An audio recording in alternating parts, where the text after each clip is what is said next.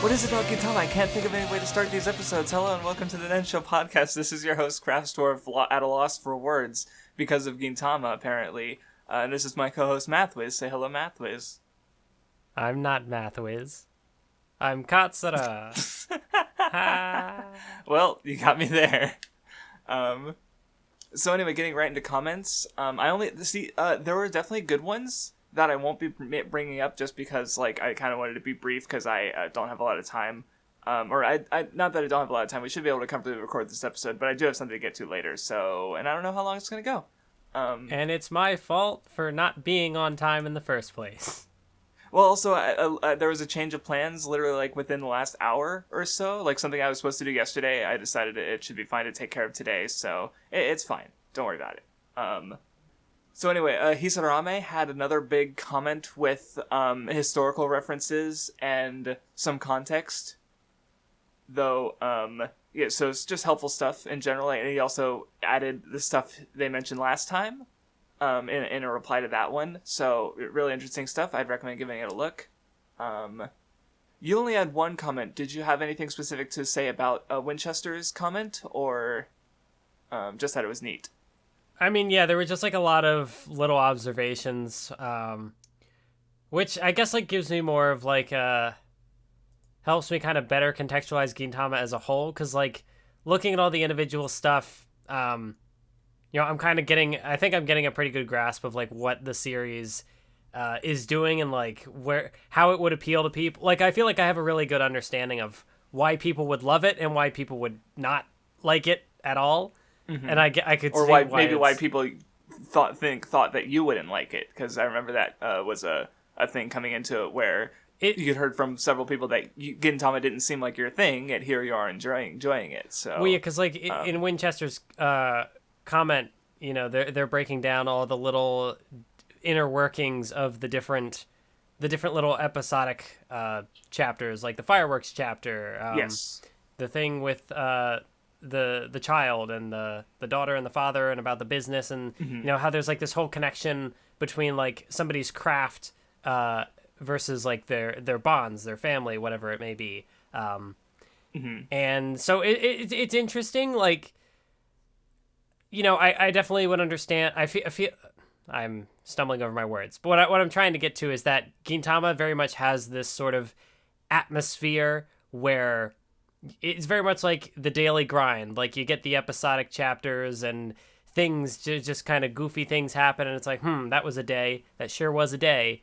And then, we'll get these bigger chapters focusing on character backstories and stuff. And so, this comment did kind of give me a better appreciation for the smaller things, how just because the humor might not gel, or I might not have much of a takeaway in the moment of reading it, there's definitely a through line connecting it all, and it kind of gives me this vibe of Gintama maybe is art reflecting life, or life reflecting whatever it is. How it's just life is just kind of, you do your thing, the daily grind. Sometimes big events happen and they change your perspective, or they reinforce who you are as a person. And then you just kind of go back to the daily grind and doing your things. And that kind of seems to be what Gintama's got going. And there was also an author comment from Sorachi in one of the little things where somebody had just said the comment. I don't have it pulled up in front of me, but the person had said something like, what's the point of Gintama? Why are we here? What is this for? Mm. And he's just me too. His response is just yeah, Gintama it's Gintama. So that's, I don't know. It's neat. Yeah, it's what's the point of Gintama? I don't understand what you're trying to do here. It seems meaningless. And he's just me too. I mean, there was more of a comment beyond that, but I just thought the meme answer was funny. Okay, I was about to say, I remembered that differently, but I saw it out of, okay. Well, again, it's different translations. That's probably... Right, well, that's the thing. And, because at one point, my volume switched over to being the official ones. Oh. And then once I hit, the last volume of the reading, it stopped being the official ones. And I immediately noticed the difference because I literally couldn't tell what characters were trying to say because the translation went tanked. And I was like, you know what? I think I'm just gonna download the official ones for the last few funnily enough, like I also I found this reading to be funnier than before, so maybe the official translations are just better. So anyway, as far as commentary, I did like Winchester's comment, especially in how he framed like Nizo and how like his blindness was also more of a kind of like one-track mind almost, and comparing that to the swordsmith brother. Yeah. White had another comment with a bunch of observations, and like what I took from it is sort of like the idea of seppuku and how like Katsura was like considering it, but decided to, Gintoki said live instead of or live for tomorrow instead of dying for tomorrow or something like that. And where takasugi is kind of like he's trying to bring the country to its honorable, like seppuku, its honorable death, because he doesn't like what it's become. And I was like, that's interesting. I feel like a lot of these comments have, there are a lot of like really good observations in them, but it's just, I don't know. I feel like maybe I can come back and look at these like later, because generally like I see them and I'm like, oh, that's a cool observation, but like it doesn't do much for me like at this point. Well, or like there's almost too much. Like there's so much density in like what the people are posting that it's like I'm reading this and it can just kind of bounce off me. Whereas like, because a lot of them are coming because the series is over now. Yeah, and like rarely recently. So there are people who have been reading it for a while and have probably like kind of like what I do with One Piece and have been talking about it for so long that a lot of it kind of becomes ingrained. And now that it's over, they have the full picture. And we're going through it for the first time, so we're at two completely like, so of course they notice all these things, and it might be helped by having later context in mind that they're thinking of. So which we don't have yet, but hopefully we'll get there. We still got like 12 readings to go, or 10 to 12 readings to go rather. So anyway, the last comment I wanted to bring up was Cat Soup talked about a change the anime made, where they mentioned that it was brought up in the manga, but that for Nizo, the anime added a moth symbolism because he's chasing a light, a small flickering light. So they sort of symbolized him as the moth and used that as like a visual thing, which sounds neat. But I didn't get that far. So just an example of a change that the anime made that seems to be well thought out. Or at least they expanded on the manga, rather. Yeah, I've seen a couple people, I think, on Twitter just, like, telling me, like, oh, don't forget to watch the anime, and I'm like, let me finish the manga first, like, one at a time. Mathwiz struggles enough to watch 50-episode anime. She's, like, let's at least get through Doremi before we think about Gintama, okay? Like, it's only almost, like, 350-plus episodes. Like, come on. I don't even think I've finished an anime that long. So, Anyway, so getting into the reading... once again, I'm just going to mention every chapter just because, you never know if it's going to become important or not. So the first two, though, I actually have already seen. They were adapted in the anime, like, earlier into the anime, where, as opposed to, like, because the Benizakura arc occurs at, like, chapter, or episode, like, 60 or so, where, I didn't make it past episode, like, 37, and so, but these were adapted earlier, even though they came out later, but, the first one was the Christmas one. Where they Gintoki helps Santa save Christmas, which it doesn't go well. I like there was a little joke in there where like he couldn't say that he was Santa, but he was like giving a bunch of like obvious hints, and Gintoki is just like, you could be Santa Claus for all I care, and he's just like, you said it, not me, but it's just like completely. The whole thing of like, oh, it's a Christmas chapter, and the people help Santa. I think a lot of like Precure. There's like we just came off where... of Star Twinkle Precure, and it happened in Hugto Precure too, and it's like they keep helping Santa, and here it is like a parody version of that in Gintama of that same idea, because obviously it's a common thing in general, but it's so Gintama. It's just one of those things. I think it's also interesting, Gintama, again, to like play into the whole daily life routine sort of thing, because with how much of like the reading we were doing, there were like, I think it was this reading where there were like two different New Year's chapters, or like New Year's was mentioned once, and then like we get a couple things and it's like, oh, now it's summer, and then it's like New Year's again, so there's definitely a sense of progression, like in a chronological sort of sense. Is that chronological the word? No, well, no, that's fair, because like, well, you kind of were bringing up earlier with the daily life thing, and yeah, it is kind of like in that way a slice of life where it does bring up like, I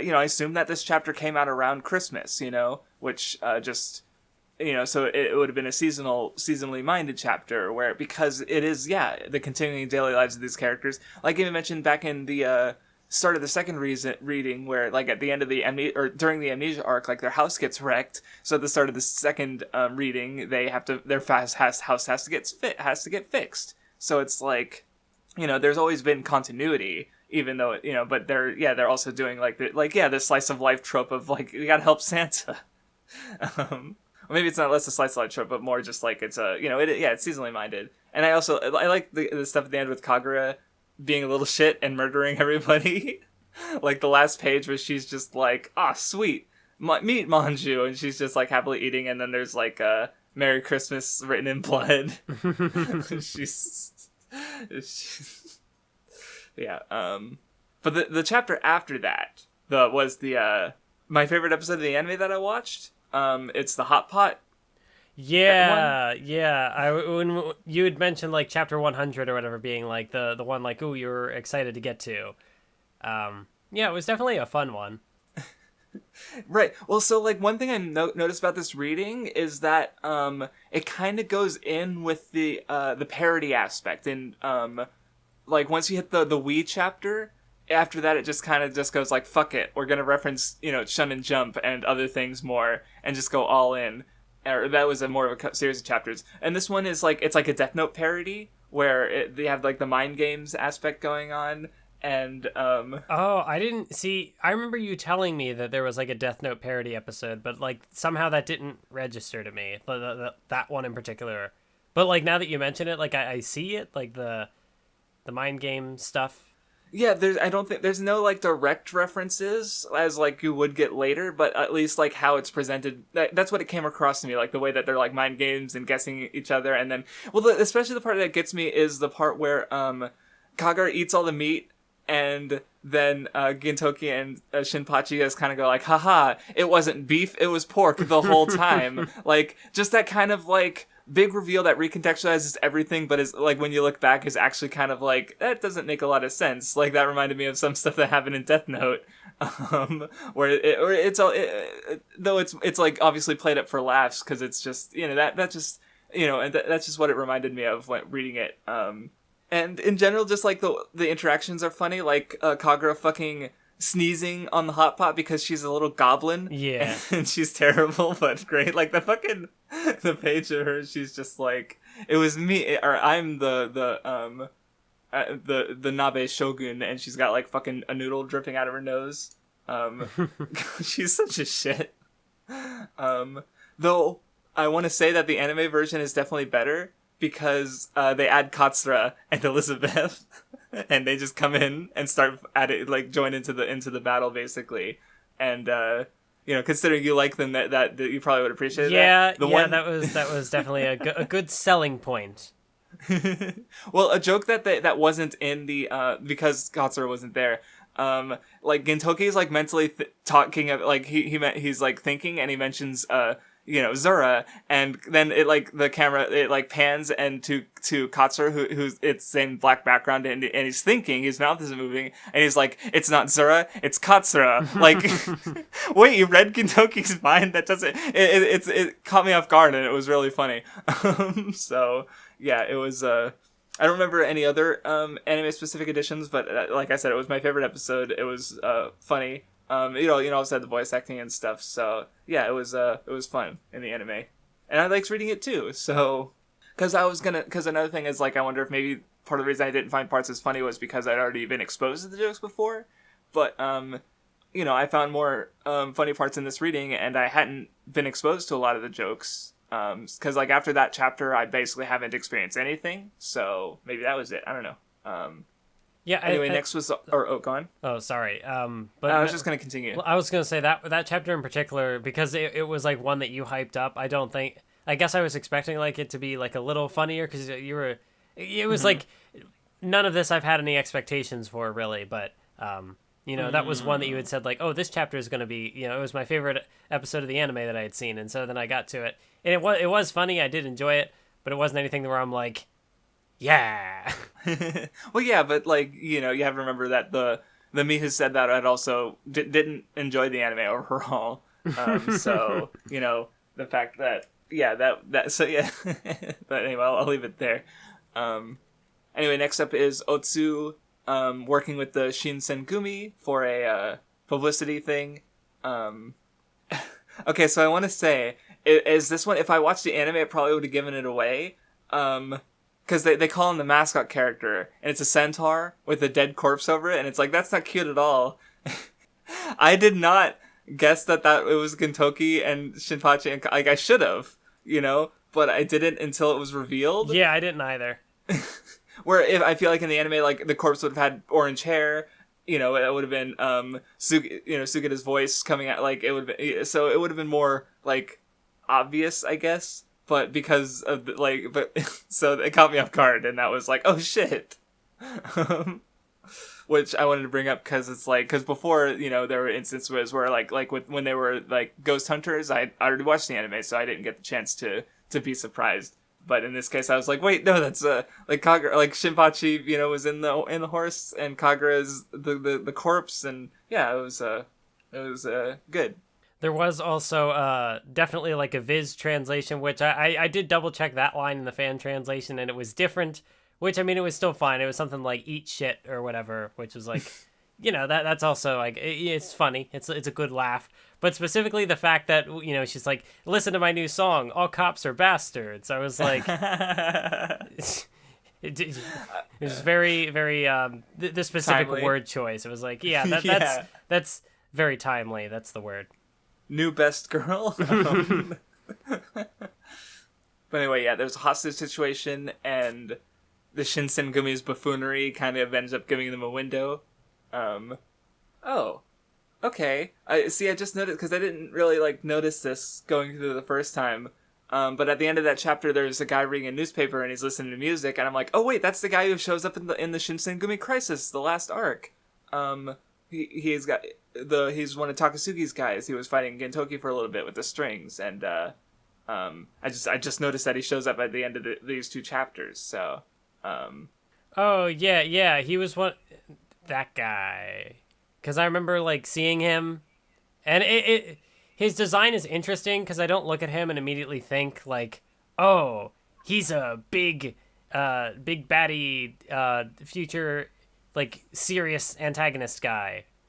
Especially I don't know, maybe it's just something about like the sunglasses and how like there's another character in this manga that wears sunglasses, and that's like his entire personality. And also, like, you know, to the other big antagonist in the series has, you know, he looks more sinister. He's got the big edgy vibes, whereas this guy's kind of right. He just looks like a lax dude, but no, he's working with said edgy guy. Yeah. So, you know, yeah. Because I forgot about this completely, and I was just scrolling by and I'm like, hey, wait a minute, I know that guy now. Then there was a chapter where they made like snow sculptures. Trying to think if there was anything of note I found. I mean, there was like another meta joke where they were like, "Oh man, the anime's done for." Oh right, because the one the Odd Jobs group we're yep, it was a chapter. Yeah, and yeah, I guess another seasonally timely one, considering like snow and stuff. I did also like the part where Katsura like builds like an Elizabeth thing. He's like, oh, it has to be like for the children, and then they just destroy it, and he's like, no, not if I destroy it first. And he's like, well, now it's not a slide, now it's like a bungee jumping thing, which is what the Viz translation called it. And it's just like, isn't that dangerous? Like, are you sure this is? And there was also the part, another just fun little joke, because you get the thing with Sachan where she like builds a Gintoki, and they're just like, why are his arms outstretched? And she just like jumps into his arms. And it's like, this is why. And then the arms just snap off, and it's funny. Yeah. So after that was just a little arc with the mom who was looking for her lost son, and they find him at like a host club, and or they thought they found him. He was there, but they were chasing the wrong guy. And then they end up having to get involved, and they need to fill in like women because I'm thinking of the right arc, right? Or was that later? Wait, I think you're fusing two arcs because there's one where they have to like work with Otai's. That's when the emperor or the shogun comes in. Yeah, right? So these are two separate things. Okay, I read the reading. I swear. Well, a few days ago because we had to delay this recording by a little bit. But I read it. But yeah, I did like how the arc resolved. Where just the the son was ashamed of like where he'd ended up kind of, but his mom just wanted to know that he was all right and that she was proud of him regardless. Like like there was the whole thing of like he changed the appearance that he'd been given from his mom, so that's part of why he was ashamed because like he had to conform to fit the world, so he'd kind of become someone different in this new world. And he felt that maybe he wasn't respecting, what he was given, but it was fun. She just wants him to like live and be happy, and so if he's fine, and that's what's important, not the what the appearance he was given, so to speak. So yeah, it was a nice little resolution. And this is also a thing like with Gintama, which I guess is maybe also like part of the appeal is that like you never know what chapters are kind of gonna be relevant later, or characters who get introduced. It's like, oh, this is just so there was like later on there's the guy who's there's yes, what's I can't think of the 3/7 guy, the golden ratio, right, with the scar on his face. Well, I mean, he's in this chapter and he like shows up again, but there's another guy later who he's like the pretend tough guy who's actually just like a coward, and he does all the inner monologues and whatnot. He's like, oh, I'm so cool, but he's actually just not. So it's like there are certain characters who like you don't know, are they just a one-off gag for this chapter, or like the mother, she shows up again later in the what's the guy, they do the joke about the 3-year anniversary and like special powers, and he's, at least I thought it was her again. But like he's like, oh, I'm gonna give you these special powers, and nobody's interested. No, that wasn't her because. Oh, I guess I was wrong. It was just because like there's definitely like a mom archetype, like the Oyabun is another, or maybe that's the wrong word. Because I remember because this might be a weird tangent, but One Piece for some of its like data books would have like little short comics. And there's one that's like, what if the Straw Hats were all like this old, like this archetype where like the mom's maybe kind of like on the heavier side with like this afro-y hair, and just like already raised the kids, kind of maybe not give you a fuck in some ways, but still has to like maintain the house, like very harsh and strict in some ways, or like that's kind of, so I guess they're both kind of filling that same archetype, which is maybe why you saw them as similar. Of that, yeah. So, but I think they're different because, that was because that was Zangetsu's mom. So it was literally Zangetsu, or it was a Bleach parody. Well, yeah. Well, that's what I meant. Like, it's a parody, but like that was the direct. Right. It's supposed to be Zangetsu, and the whole, exactly. But you were talking about like recurring characters, but that was not an example. I swear I thought that they were the same, but I was incorrect. But that doesn't mean that she won't come back later. Maybe she will. But then again, that's also part of the point. Is that like you don't know, right, for sure, right? We don't we don't know what like, because it started off as a gag, like they're just looking for the sun, and then it becomes like a multi-chapter arc. Like Gintama might have been pretty fun to read weekly because of that, because you don't know whether it's going to be a one-off gag chapter, if it's going to be a multi-chapter arc, because the arcs aren't super long either, so, or at least they haven't been so far. Like even some of the we did get some long, I mean, we got more, I think, like consistently arcs were happening as opposed to just one-off episodic things, but none of them ever really eclipsed like 10 chapters, or maybe there was one, but like they didn't go like super long, like 30, or I don't know, because like you think of like Hunter x Hunter starts off with like the Hunter exam, which is a good like 30 chapters right off the bat. That's an arc. Naruto has the Land of Waves, which is at least, it's around again like that 30 or so. Yeah, 20 to 30 chapters or so, right. Like, yeah, no, when I was thinking about it, yeah, I don't think we've read something like Gintama where it's mostly, like, short, very, like, pretty short, stuff going on. Like, again, yeah, like, the longest arcs have been, like, around 10 chapters, where One Piece, it, like, it had the Reverie, and then it hasn't had an arc that short since, like, the very beginning, basically.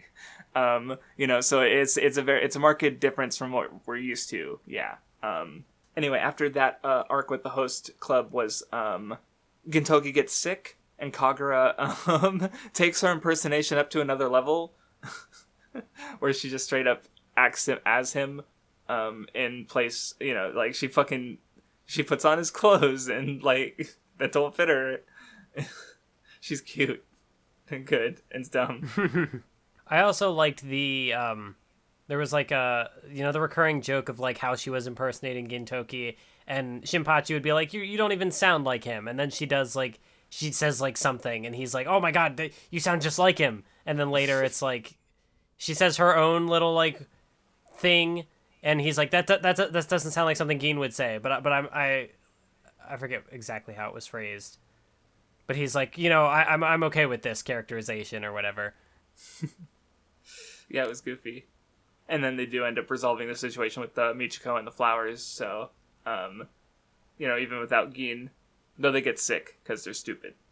Well, that's not how it works. You're not supposed to, it's like, idiots don't catch colds, is the saying, but they all caught colds, and they're idiots, so, sad.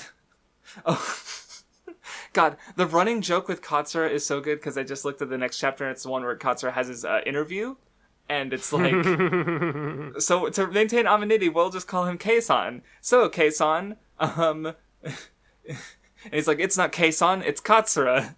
And you fucking dope. And then it just like keeps getting dumber, because he's like, because at first they're like, we're trying to keep your identity a secret. And they're like, okay, we'll just cut it out. And he's like, no, that's not my name. I'm Katsura.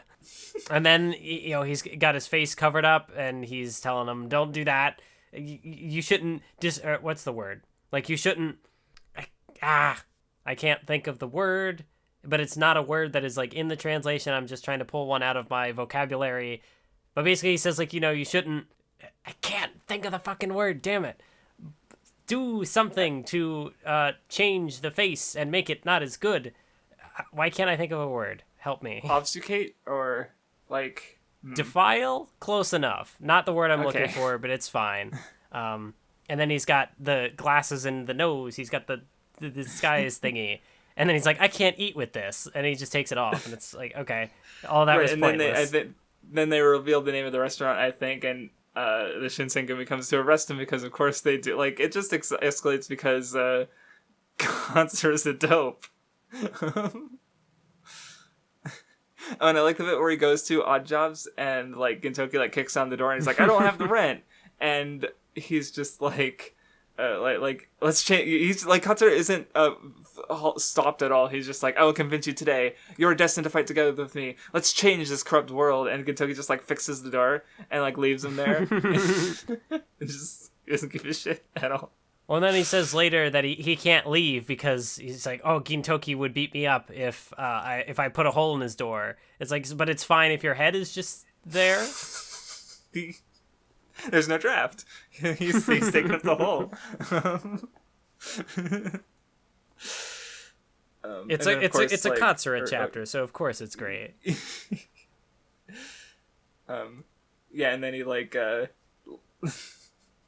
he leaves a letter that's like that like exonerates the journalist, and then but it's also a bomb, and so she's like, if you see this face, call the police immediately, die, Katsura. Like she's not happy. Like it's funny, this is like the opposite of that one chapter earlier where there's like a ramen place and it adds I think soba to the manga because Katsura likes soba, or maybe it's the other way around because he helps her, and this is like the opposite where it's like no, it didn't. She doesn't like him anymore. Because he's an idiot. Anyway, after that, Gintama, like really likes to explore its idea of like, that samurai soul of, existing in the modern world. So like there's an old guy who keeps his old ways versus the newer guy who has a bunch of different flavors of dango. He adapts to everyone's tastes. Yeah. And they have the eating competition. But, it gets framed interestingly where he's like, instead of making 1,000 dango for 1,000 tastes, he made, one dango, like, eternally last, like, and I know this is actually kind of a thing I've seen in other works with the traditional Japanese candy store where, like, it's less popular, but, like, people do still like that traditional style of taste, so it's more about, like, keeping that old way and that old style, because it does have an audience, even if, maybe it's not the most popular. And also, I just like the whole, like, Odd Jobs going, like, you know what, it's free food, let's fucking go. Let's finally feed our little goblin, because she's bottomless. Like, and there's a little bit where it's like, she's out eating, like, 5 sumo wrestlers. And it's just goofy. If you don't have any more to say about that, we'll move on to another arc. It's weird actually having all of the chapters in front of me because I have to like remember to double check the things that I have screen capped to like remind myself like, ooh, this was the thing that I wanted to talk about. This chapter was not one of them, but it is just it is interesting. Anyway, next was my translation outright lied to me because or maybe the characters were no, actually the characters might have been wrong. Because I know how, because we get into Kyubei, and I remember because you tweeted about her, and because you did a tweet about how, like, oh, Gintama has a bunch of cute boys, and then it's like, scratch one off the cute boy list, because Kyubei is a girl, actually. Because I already knew about this character, because again, I'm in a community where people talk about Gintama, and so I was already aware of this character. In fact, it's not a spoiler, but I remember we talked about, I think, somewhere in the Nen Show before, about how apparently Gintama explores some interesting gender stuff. And I'm not, like, we haven't gotten to what I know about yet, but it does involve Kyubei. This is also part of the thing that I had brought up earlier about, you never really know what's going to become relevant in Gintama. So, like, there is definitely, once Kyubei becomes, like, part of the main cast, there are definitely some jokes where it's, like, looking at it, understanding the context that, like, the characters who are making the jokes, like, in this case, the main cast, like, they're probably not, they're, like, not necessarily in the right, because, like, the characters always kind of do these kind of dumb things, or, they're inconsiderate of, like, the people around them, and that's, like, part of the joke. So, like, there's a degree to which, I'm not like, oh, Gintama bad because they beat up on the, well, not physically, but, like, they make all these jokes at the expense you could say of it's punching, or maybe even punching down is where I assume you might be but, like, that's not what it's doing. It's just, like, because that's how Gintama is with everything. Like, something starts off as a joke, and this really works later when we get into Okita's stuff, where we find out why he hates Hijikata and why that's a running gag. And I'd imagine there's more of that later on. This one in particular, there's also elaboration on why Otai, like, she always kind of has that smile, and it's a fake smile, and that's often played up as a joke. Like, she'll show up and have, like, the little angry mark on, like, her forehead, and she'll be, like, hurting someone, or, like, forcing them to eat her terrible food, but she'll have that smile, So it's very much like the comedy leads and, like, builds to things, and, like, so the comedy, I talked about this in the first stretch too, that I really liked the characterization through the comedy, and so I kind of went off on, like, a separate side tangent related to, like, the gender thing, but even as there was that, the chapter about the Okama, and so there has definitely been, like, a recurring element of gender fuckery being present in the series, and so this is sorry, just like the way you said that was it caught me off guard. So, but yeah, this is another.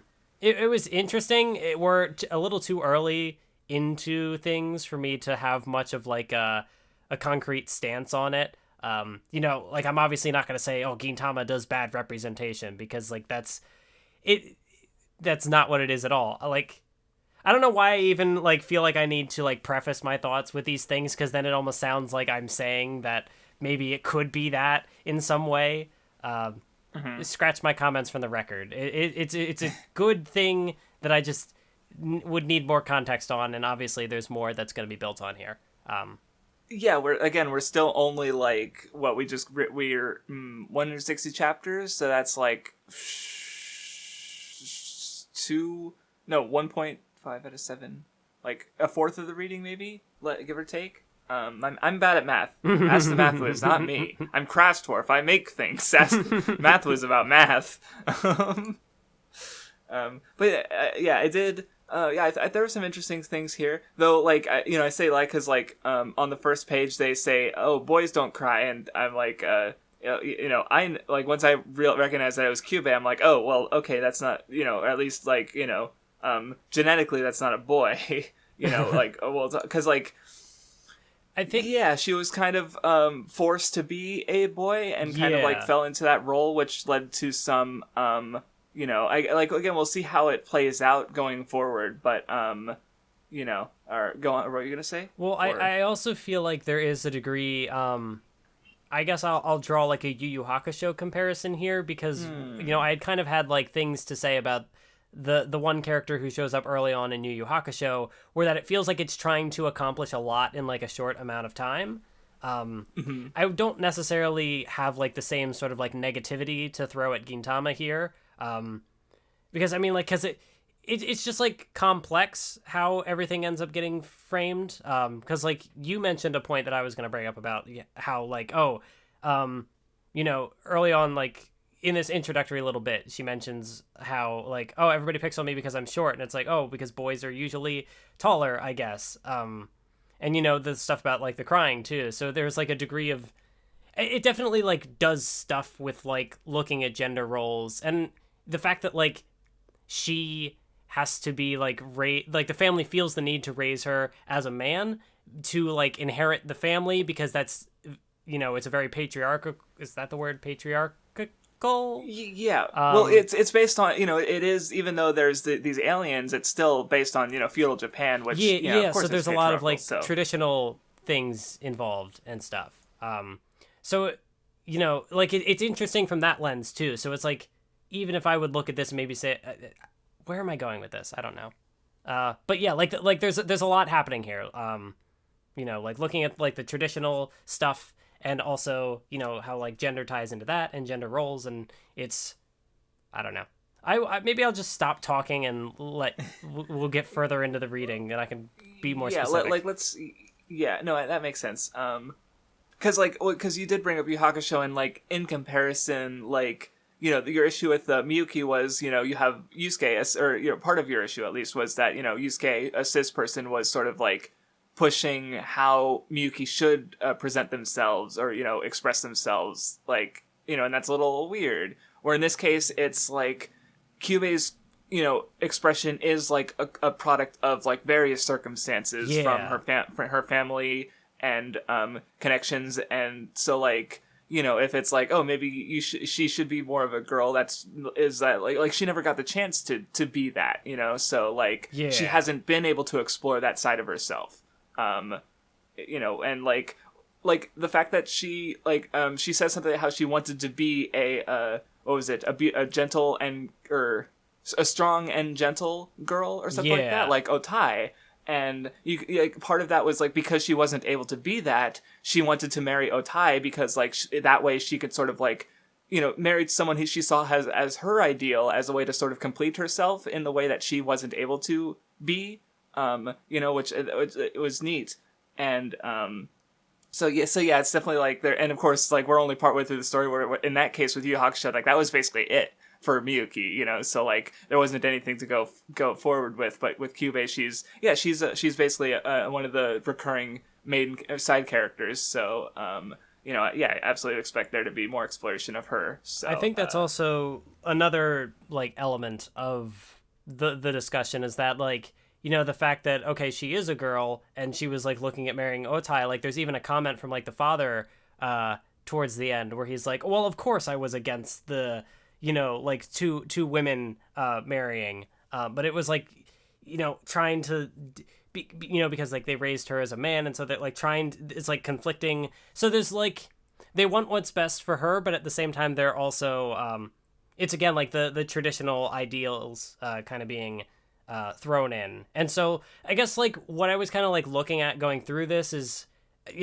I'm very much still like working through my thoughts on this, and but it was a question of like, are they gonna do any sort of like commentary on homosexuality in Japan, and how like I remember reading in The Bride Was a Boy, there was like a thing where like some people can't like change their gender because homosexuality is still not like, you can't, two people of the same gender cannot like legally get married, and so I'd wondered if like there was going to be kind of that sort of and what sort of commentary was like the series going to offer, and like what was it trying to look at. And it's very much one of those things where like the homosexuality, and as well as like the gender identity, it's all kind of wrapped into this amorphous blob at the moment.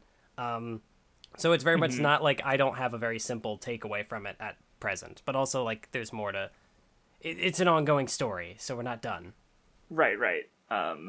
No, I get it. It's a subject you're really interested in, so it makes sense that you'd have complex thoughts on it. But at the same time, we do have more to go, so it's like, who knows where it will end up. But we'll see what I forgot. I should have realized like this is gonna be another like, shit, gender comes up. We're gonna be here for a little while. Not that I mind at all. Like I tend to really like those discussions, but I just didn't think about it for some reason. Well, and there is also the again more on gender roles, because I'm looking back at panels again and seeing like there's the part where Hijikata figures out that she's not a man, and so he's like holding back against her, which gets him beaten up. Like he loses his fight, and she calls him out on that, and calls the other people out on it, that oh, you're not gonna, because like she spent her whole life trying to be like this strong, tough man, or at least something resembling yeah. It's also tied into the way of the samurai, where it's mostly like men who are samurai, but she's still able to be stronger than some of the characters, even like Shinpachi. When they have their clash, Shinpachi's even has a comment where he's like, I can't keep up with her technique. She's too strong for me. So it's very much, I don't know where I was going to finish that thought. No, well, one thing you reminded me of, and this is a coincidence, but it's an interesting one. So in the anime, Hijikata's voice actor is the same voice actor as Zoro, who also is a swordsman who has like issues fighting girls. Though with Zoro, at least from what I've seen of Gintama, with Zoro, it's like it seems to be building up to something way more important. It just hasn't gotten there yet, and the build-up has been like really slow and steady for the last like 20 plus years. With Hijikata is just kind of this one fight so far. But I just like when you said that, I'm like, oh yeah, that's I forget, that's just this a voice act. It's just a really specific voice actor character, or similarity between two characters by the same voice actor. So you just reminded me of that. The one thing I also thought was interesting about this arc is that like it not only did it have interesting stuff going on, it also stops the arc halfway through, so that like half of the characters involved in the big like dish breaking game can have like a giant like a multi-chapter long comedy sequence where they're stuck on the fucking toilet. That was like another like, I feel like, I don't know if is watershed the word? I don't remember what that means, but like it was very much like it was like a moment of clarity where it's like, this is what Gintama can do like with its comedy. Like I had to stop and process the fact that we had like a character arc and like a thematic conflict over whether or not two characters would use sandpaper as toilet paper or the picture of like the person closest to them. And the fact that one character used the sandpaper and the other one used the picture, and it was like a whole like ideological clash, and the character who didn't like defile that connection was the one who won. And it's like, what the fuck, who writes this? Like so it's at the same time where it's like, is Gintama just like galaxy brained, or is it just like incredibly stupid? And it's both, which is It was okay. So I think my translation mistranslated it, because for me, hold on, let me read the panel. He says, "In the end, I wasn't strong enough. No, not even next time. I'm not using... Oh, wait, never mind. Okay, no, I just misread it. Never mind. You're right. He didn't use sandpaper. Like, he did defile... you're right. Okay, I just misread the panel. Never mind. I take it back. Maybe it's because the wording was weird, but I thought that the joke was that he used sandpaper and then Kondo also used sand, but no, I just misread the panel. My bad. But yeah, no, you're right. Like that's kind of Gigabrained, whereas like.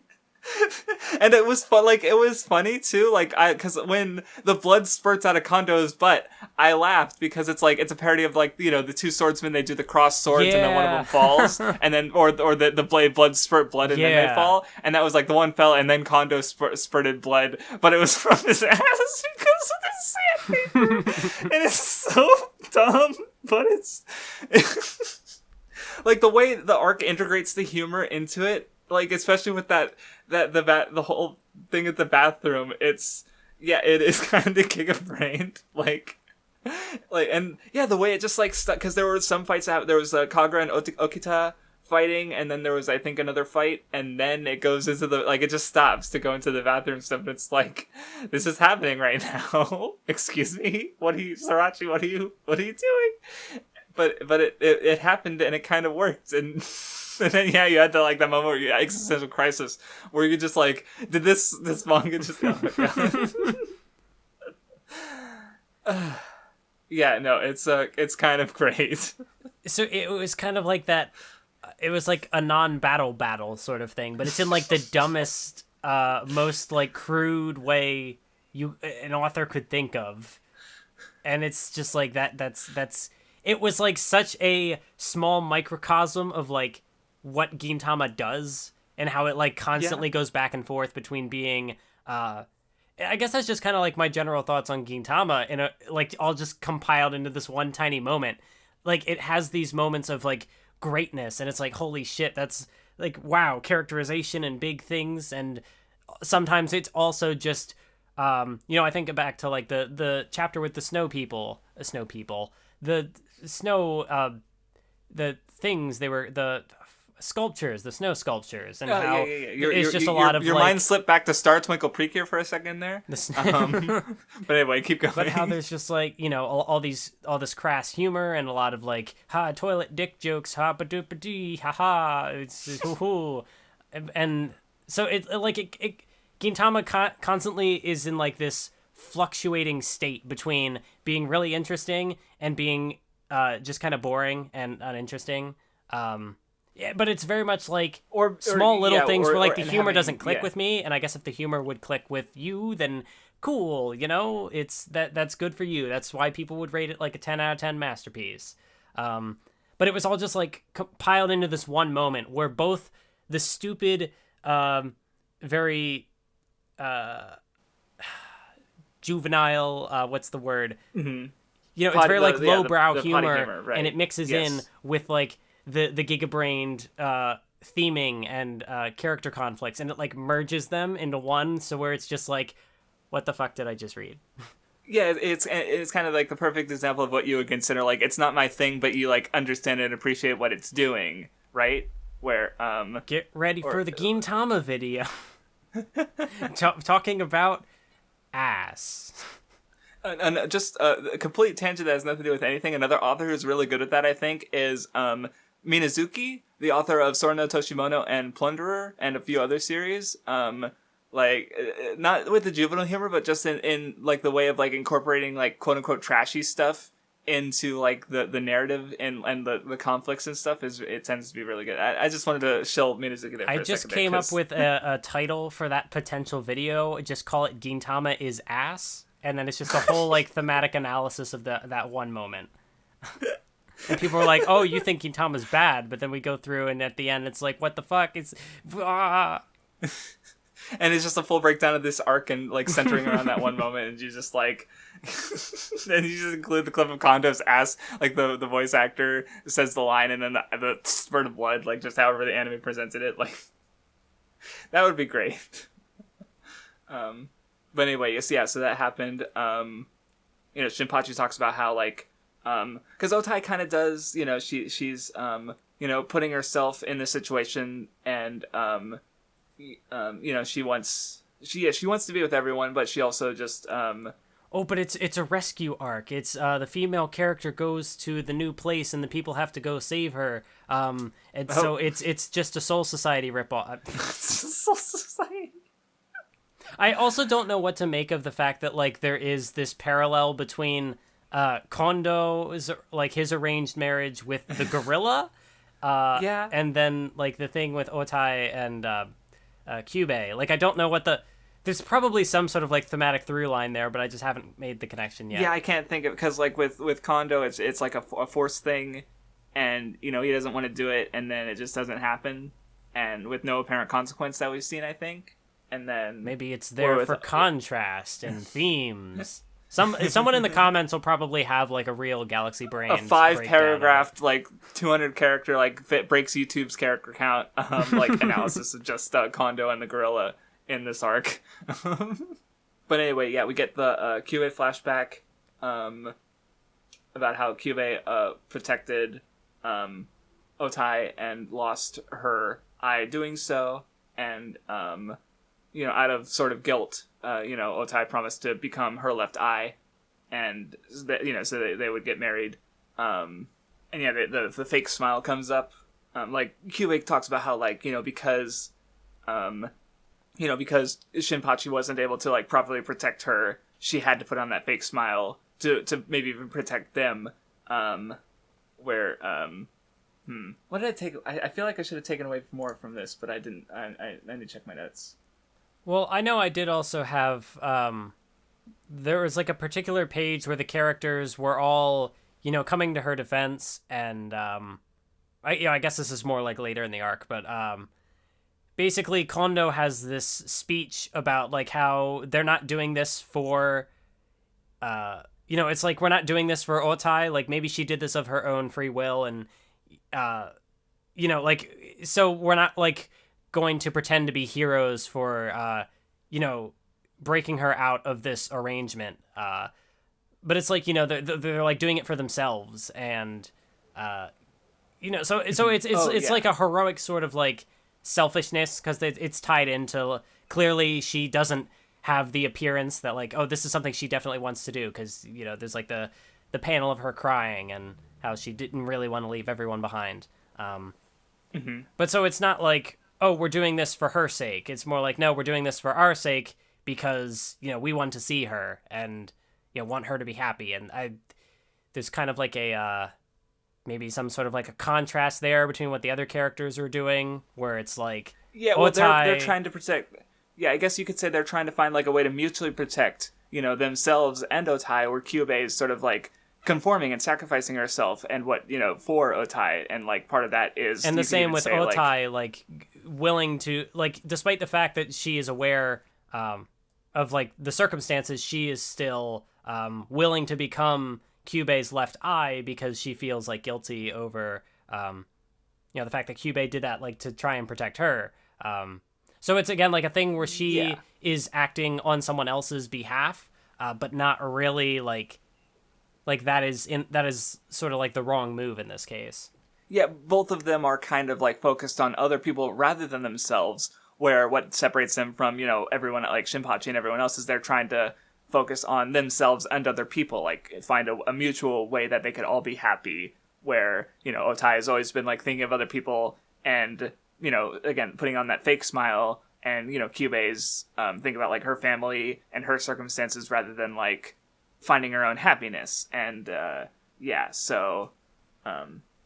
that's where it ends off, because they do rescue her and kind of like get things resolved for the time being, at least, or and the part I mentioned earlier about how like Kyubei wanted to be strong like Otai, and and then it kind of ends off with Kondo and the gorilla, like it comes back to that, and it just okay.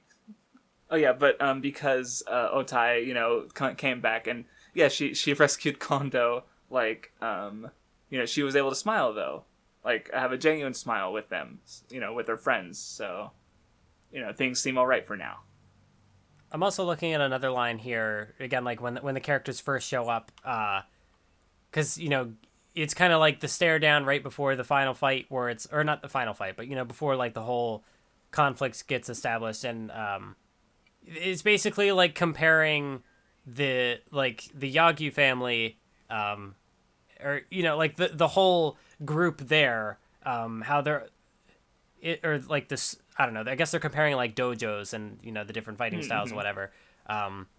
But so like there's Kyubei's group, who is potentially like all sort of conforming to this kind of like familial system or like this hierarchy, and not really like doing things for themselves. Whereas like that's contrasted with Gintoki, who has this line about like, oh, we don't really get along that well. We don't really care if any of us dies.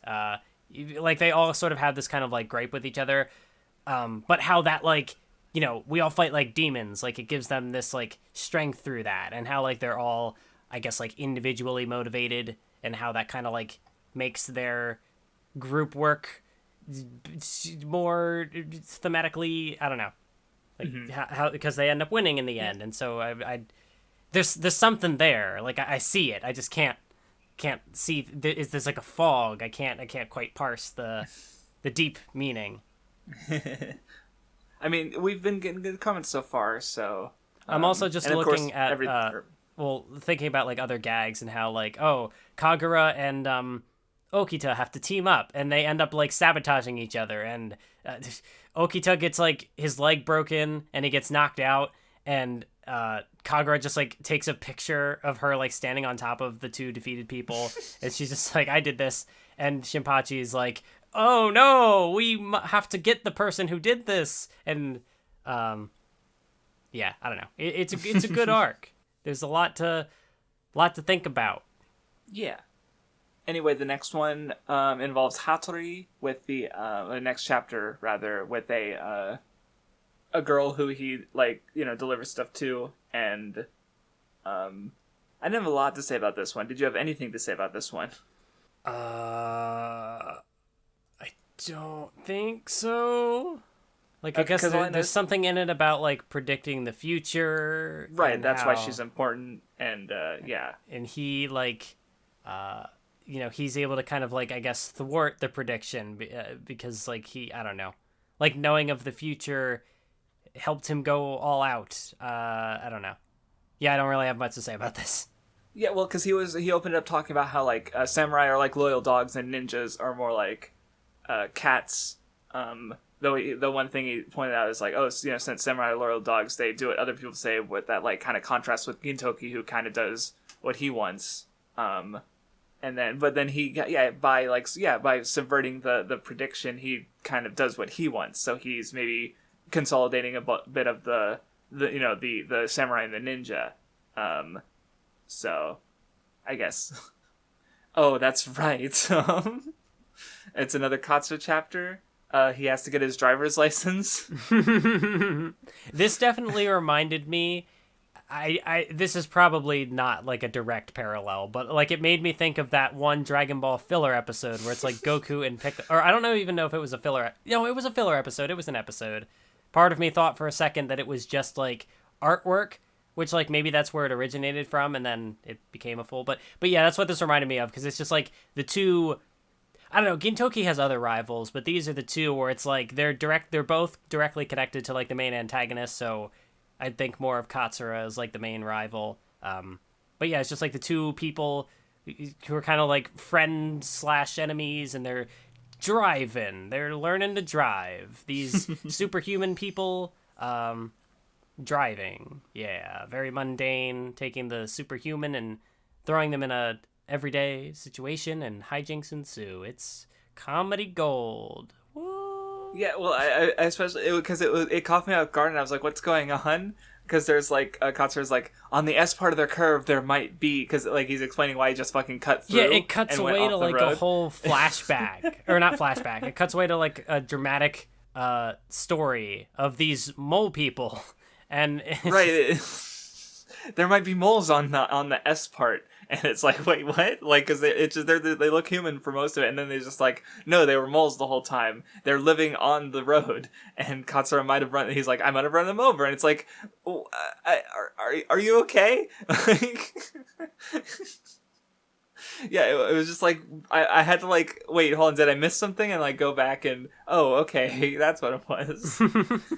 And then he dies, and then he just goes back to the video store. Oh no, and the whole thing was because like his fellow like comrades were like talking about dramas and stuff, and he wasn't watching it because he's not really totally in line with this current world that has these modern dramas. And then like, and but again, he can't... characterization through comedy. right, and like especially it like fucking ends off where it's like he finally like he's behind and he can't get like they're talking about a new one, like, oh, that one, it's old, we're talking about this new one, and he just goes to get it anyway, but now his identification is a fucking wanted poster, so it's kind of like he's like basically threatening him. He's like, yeah, I'm a wanted criminal, give me my fucking videos so I can watch them, I'll return them, like yeah. Do you have anything to say about the Sadaharu chapter? No. The roles are reversed. You asked me about it now. Not in particular, really, aside from like, that guy appeared again and he might come back later, because like, he's not a character I would have taken for being super important. Unlike Kyubei and later Tama are like I knew about them, but also it's like reading through their arcs, I'm like, yeah, I can totally see this character coming back later. But with this guy with the scar on his face, I'm like, he doesn't have a design that screams like I'm gonna be a major recurring guy, and he's not. But he's already recurred once, and he's definitely like just the whole like, if you give me 7, I'll pay you back 3, like with that kind of stuff. I don't know. Yeah. But I guess he'll come back. But yeah, I didn't have anything to say. I guess I thought it was kind of interesting that like the reason he had left in the first time he appeared was because like, something about his dog, like his dog was having puppies, and so like it was just like a throwaway line seemingly, but then like the dog ends up kind of being like the main driving force of this chapter. So I guess that was kind of neat. Not much to say about like the conflict here, but it was a chapter. Yeah. Yeah, after that, this is the one you were thinking of, where yes. You kind of like fuse two stories. Yeah, my brain stopped working. It's been doing that a lot. I need to fix that. But yeah, so the Hostess Club is hosting the Shogun, and see, this one I'd actually seen parts of before, so I guess it's a pretty well liked and known one. But yeah, they have to get basically all the female characters they can, and also Gin and Shinpachi dressed up as girls. Yeah, I guess that's another sort of recurring thing. Like the main characters have now cross-dressed at least like 2 or 3 times, and maybe there will be more. So it's again like even in like the jokey ways, like the gender fuckery is still recurring. Yeah, and one little thing that I don't feel like a whole lot happened with it here, but it definitely maybe will come like you have Kyubei coming in and dressing up in a much like girlier way, and on some level sort of exploring her expression. Yeah, I guess. But I do also like. No, I'll you finish your thought. Sorry, I was just gonna say like I don't I can see this coming like being referred back to later. Yeah. But, in the moment it didn't really like they didn't go super like the joke was that like she's beating the shit out of people even though like she does look like a hostess. But what were you gonna say? Well, I was going to make a little side comment about how I thought it was cute that, like, they changed out her eye patch for, like, a little, like, flower petal thing. Yeah. Like, it's I mean, like, the archetype of, like, the character wearing the eye patch is... Well, I guess that's more of, like, a chuny thing, so maybe this is not connected to that. But, like, it's like, it looks more of, like, part of her intimidating look, and so, like, But they obviously can't get rid of that design because she doesn't have an eye there, so they just kind of, like, make it cutesy. And it's just like an interesting, again, I can't think of the word, but, it's like taking that design and like trying to like switch it around, but it still kind of has that air of like intensity to it. I don't know. I just think it's fun. But also the fact, you mentioned her like tossing the people around and how like, nobody can touch her. That's like, it's another case where like it's a joke, but it's very clearly like there's character like baggage tied into that. It seems like it comes up again later where never mind, it is this stretch where Gintoki gets like thrown off the the thing, or no, now I'm the one who's fusing two different stories together. But it comes up in a later conflict where like they're doing the meetup thing, and no, like the joke is kind of like set up in this chapter where people keep trying to like, I don't know, because she's like the hostess, so people like that's how things work, but she just like tosses them around and she's beating people up.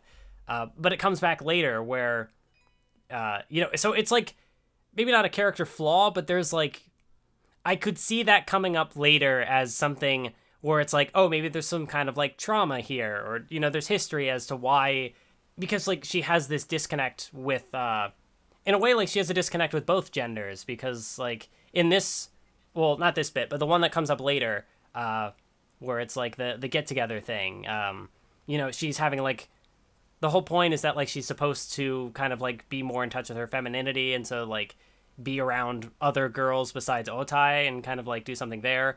But there's also like, just because she was raised as a man, so to speak, and like there's also a degree to which she doesn't fully like connect to men either. And so yeah, this little character detail, even if it's played up as a gag now, I could definitely see that coming up later. Yeah. And I guess it could be the same with like her trying to find her femininity, and how like, oh, it's kind of funny that they try to set up all these things and try to like get her involved, and like hilarity ensues, but there's definitely like more to it, and there could be more elaborated on there. It's a very good like foundation for the character, I think.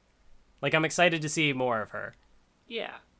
No, and I mentioned it, I am too. Aside from what I already am aware of, but yeah, that's not fair. You know what's coming, so you're probably just like waiting to see what I think of that. I'm wondering if maybe I should build up your. I'm not gonna say it. I'm gonna DM it to you.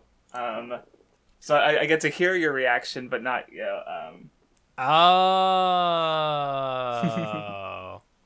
Gintama picking up where One Piece dropped the ball. I'm kidding. No one's gonna know what I was that gonna means. say, I don't think that was ever a criticism I laid at that part in One Piece. It was more just like a personal takeaway. Yeah, you just like, oh, this would have been neat too, has he had explored more, but then it didn't. And that wasn't even like the same thing, really. But see, at first you're like, no one's gonna know what you're talking about, and now I mentioned that. Now it's probably like people could guess. The very educated guess. I'm curious as to if anyone. Well, see, because some people have mentioned it too, so maybe they would remember that they mentioned it. So I don't know. This conversation is gonna be, maybe it's gonna be either you're gonna get it or it's gonna be really obtuse and you're gonna be like, what the fuck are they talking about? And so I'm gonna move on. But anyway, yeah. So the Shogun comes in, and they play the Shogun game with him, and he like gets bullied, like. Like two tears, I should add. Like there's literally a part where there's like, oh no, he's crying. Like and yeah, they kind of like, it's sort of, I guess this similar thing kind of happened with that one noble lady who ran into, or the girl who Kagura met and befriended, and now you kind of have the Shogun kind of, he had fun, like they even forcibly gave him the Shogun stick so that he could we wait your orders, like letting him have the fun in the game, but and he said that he enjoyed himself, so it all works out in the end. Yeah, this is a character I expect to come back, because like they've built him up as like he is the Shogun. He's a big important figure, even though he's characterized in all these goofy ways here. Well, he's like a figurehead, it seems like he's more of a symbolic leader for the humanity, or at least the Edo, where obviously the Yamato actually hold the power, and so that is, and I think like you said, he's definitely been mentioned before, so it stands within reason that I'll be mentioned again, so, or come back, or now that he's been introduced, he can just straight up come back again, so yeah. And there it is again at the very end where Kyubei reaches out to the Shogun and is like trying to like apologize for what happened, but he's like, no, I had fun, and there's like a genuine like point of connection here, and then Kyubei just tosses him into the water because there's contact. Because well, more Shogun bullying. Oh well. But anyway, next up is Okita's arc with his sister, where, like you said, we get context into finding out why he wants Hijikata dead. but yeah, like, she likes Hijikata, or rather Hijikata can make her laugh, or Okita, I forget what I was going to say. Did you have any thoughts about this arc? I did think it was, it was again, like, a good example of, a recurring joke being important in, like, a dramatic way, because, like, with Okita, for the first, like, 100 chapters or so, like, that's just a thing he did. He's like, oh, I hate Hijikata, always beating him up, and how, like, Hijikata, there's even, like, a point where, Hijikata tries to do, like, an Okita impersonation, and he tries to, like, strike him down, but, Okita just dodges it, and he's like, can't you let me just hit you once? But then, like, it comes back here, where they have, like, a serious duel briefly, and Hijikata just completely destroys him. Because, like, in this, like, moment of drama, he was having, like, what is the thing? His, like, character thing, the conflict here, he was at, like, a point of, like, thematic, he had, like, hit a block, he was, like, stuck, and so, like, the character who obviously, it was, like, more focused on, like, his ideals or whatever, was able to get the victory there, whereas, like, up to this point it had just been, like, a joke. Yeah, well, because I misspoke earlier, and really also part of it with why Okita didn't like him is because Hijikata broke it off with his sister because Hijikata might die and he didn't want to cause her more pain, but he was also, like, keeping her, she herself had a low life expectancy, which is why Okita was bitter about that. And then and there's also, like, the parallel, the same sort of thing that was established with the one guy who did all the stuff where he just, like how Hijikata will use all that mayonnaise on his food, and it's like, what's wrong with you? This sister, she has the thing with, like, the spice, and that guy in the last arc had a thing where, he also did, like, this extreme thing with food. So it's just, like, it's, again, like, the gags that have been established to this point, like, there's some sort of, like, connection and a deeper meaning to it. Actually, yeah, I maybe this was, I missed it. Because I'm looking at the last pages where, basically, she was satisfied that she was, glad that she knew the Shinsengumi and Okita, and, she was proud of him, regardless of what happened, and, because after that you have Hijikata eating the spicy food, which she liked. Yeah. So Hijikata was sort of keeping his distance from her, to avoid pain, and now, like, he's, you could him eating the spicy things as a kind of way to get closer to her, even if, like, after the fact. Mayonnaise kind of dulls the spice a lot, actually. So yeah, like, they're kind of like different ends of the spectrum.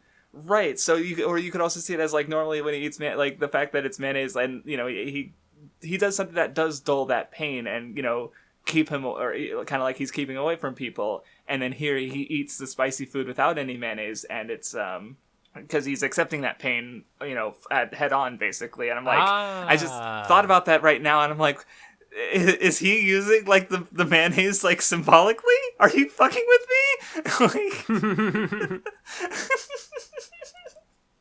Because, like, the fact that, again, it's a food that would, like, specifically you would put on something to make it less spicy is what's making me lose my mind.